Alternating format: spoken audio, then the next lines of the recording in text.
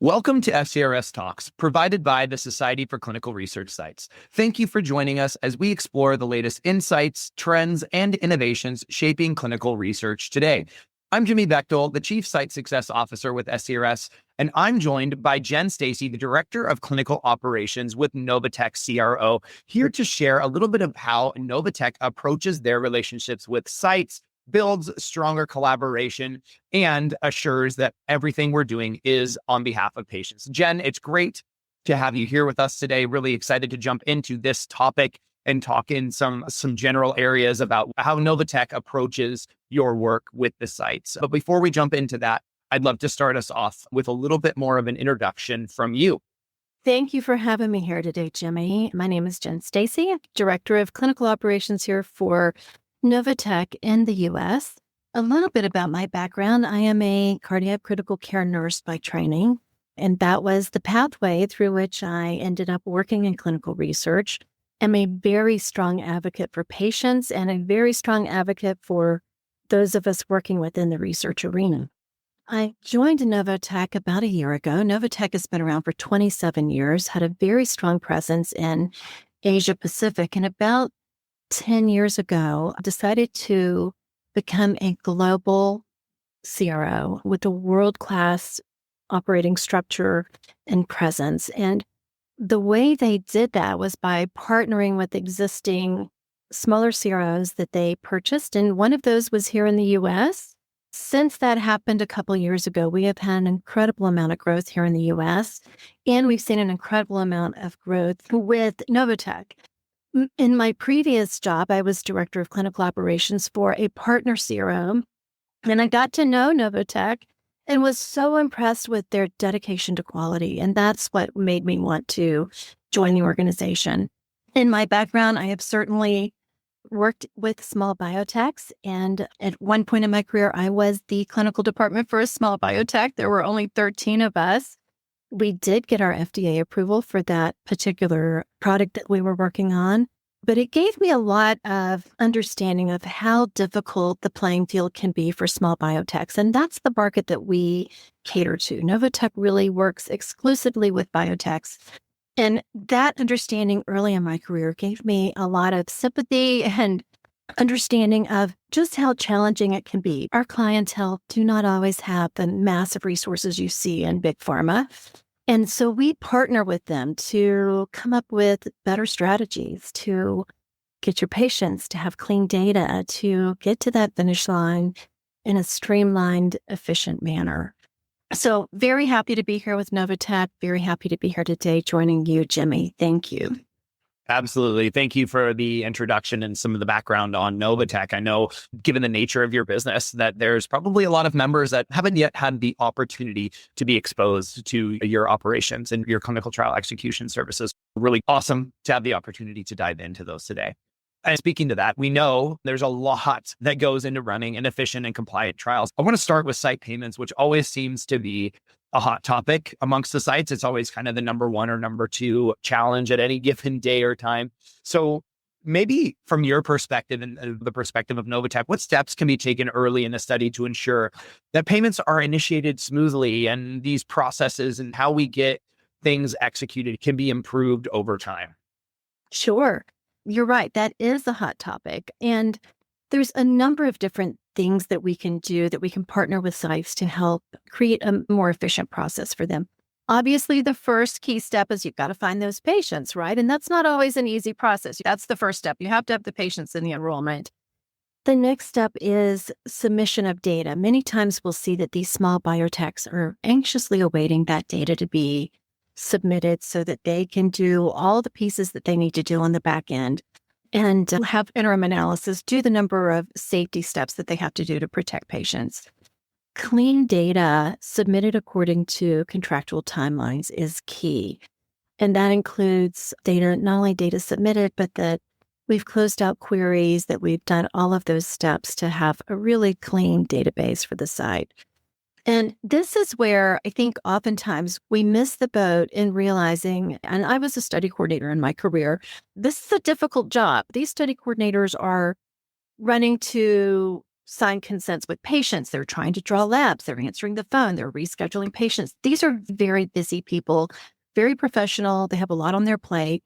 Timelines are not always an easy thing for them to manage. And when we know that payments are tied to these sorts of timelines, reaching out early to your CRA, use them as an advocate for you.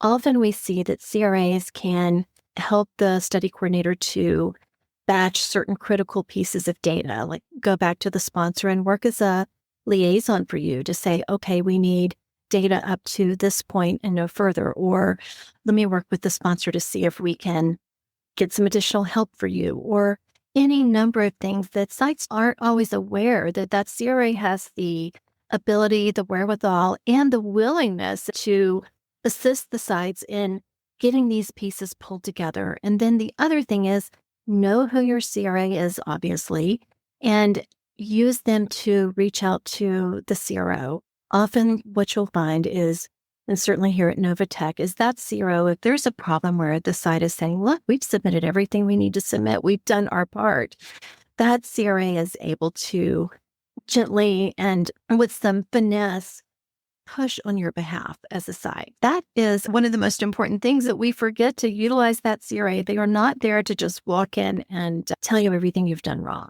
They're there to create an alliance with you and advocate for you.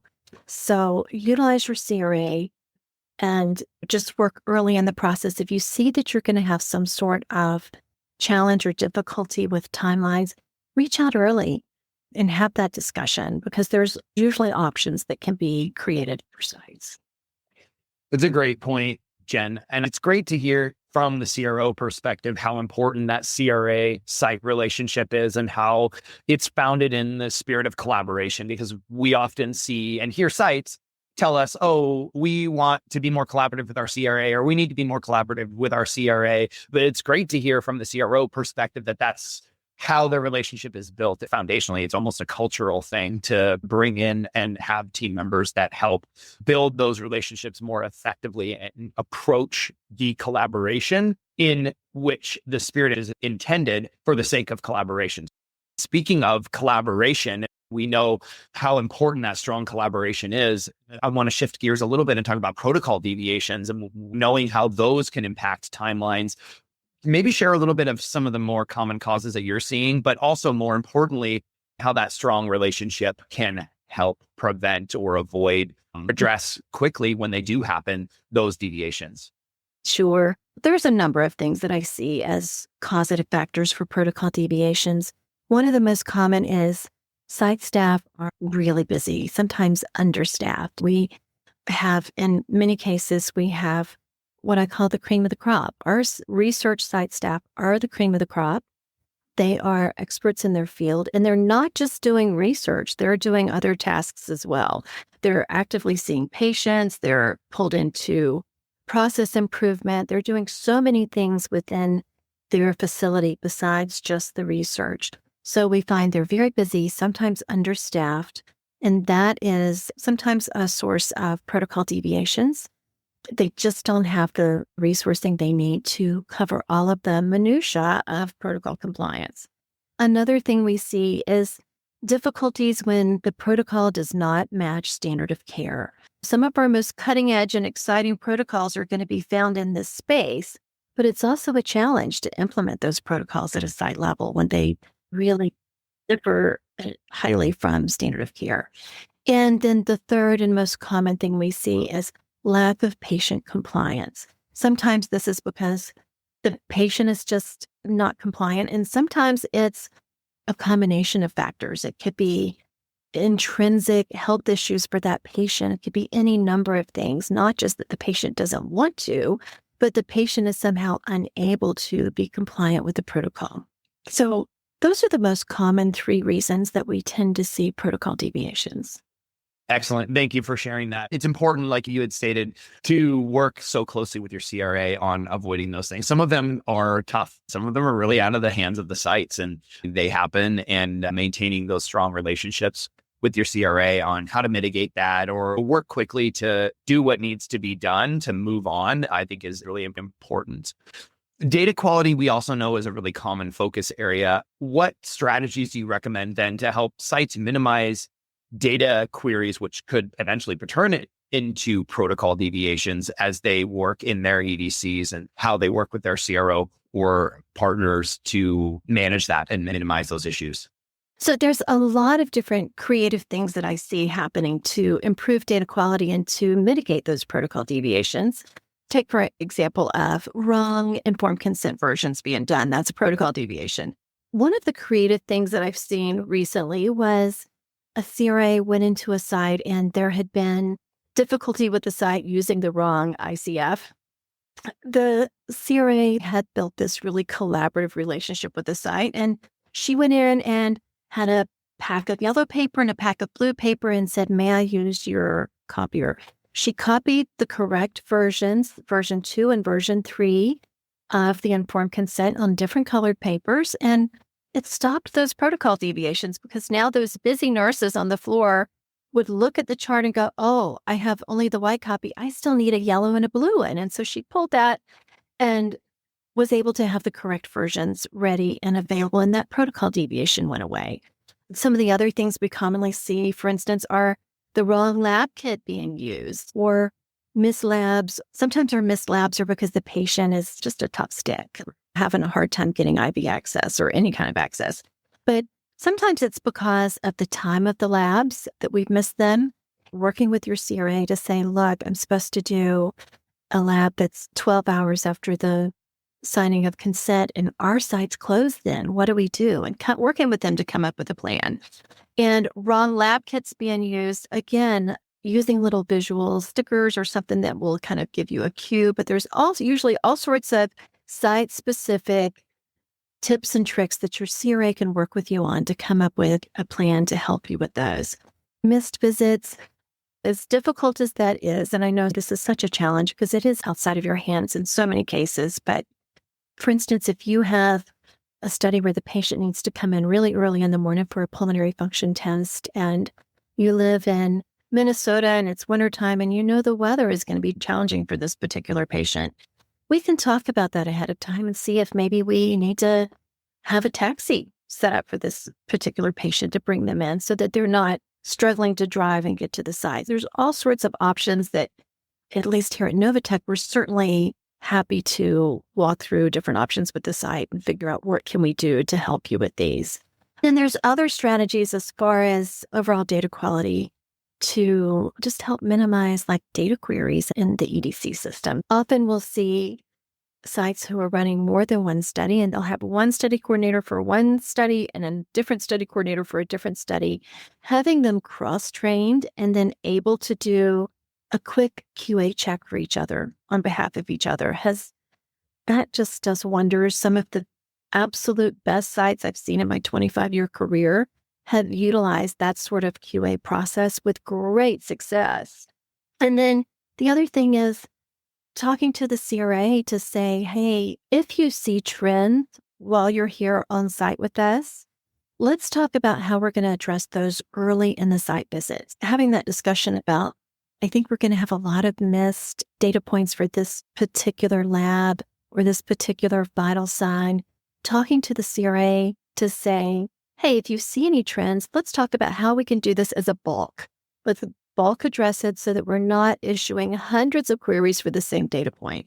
And most CRAs are just absolutely delighted to work with sites to come up with a plan to streamline the process and make it easier. There's all sorts of tips and tricks like that that we can do to make it a little easier and get what we all want, which is quality for these patients and for our data.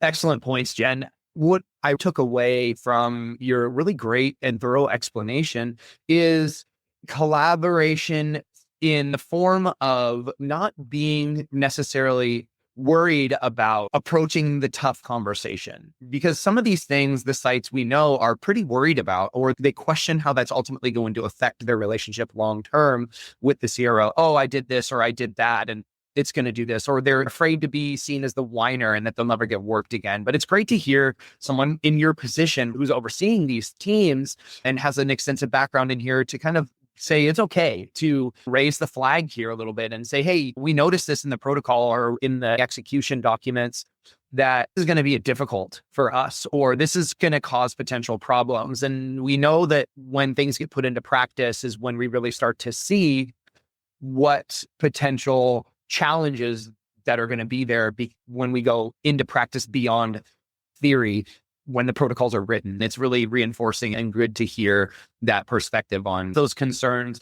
Develop that collaboration with your CRA, the relationship, so that we can work through this together, because what we're doing here, and everyone should be and is concerned with, is data quality. And it affects everyone in the end. The sites need to worry about that. The CRAs need to worry about that. It's a mutual goal for everyone on the clinical trial. You're absolutely right. And I always say perfection is not part of the human experience. We're going to make mistakes. I tend to find that the people that go into research are very type A personality. We absolutely do not want to do anything wrong. We're very conscientious people. Having open discussions about mistakes is so challenging for people in our industry, but it's just part of life. It's going to happen. And it's real easy for that CRA to walk in and focus and find what you did wrong as a site, because that's all they're doing. They're not running around taking care of patients. They're not picking up the phone and answering calls. They're not consenting. They're not pulling labs.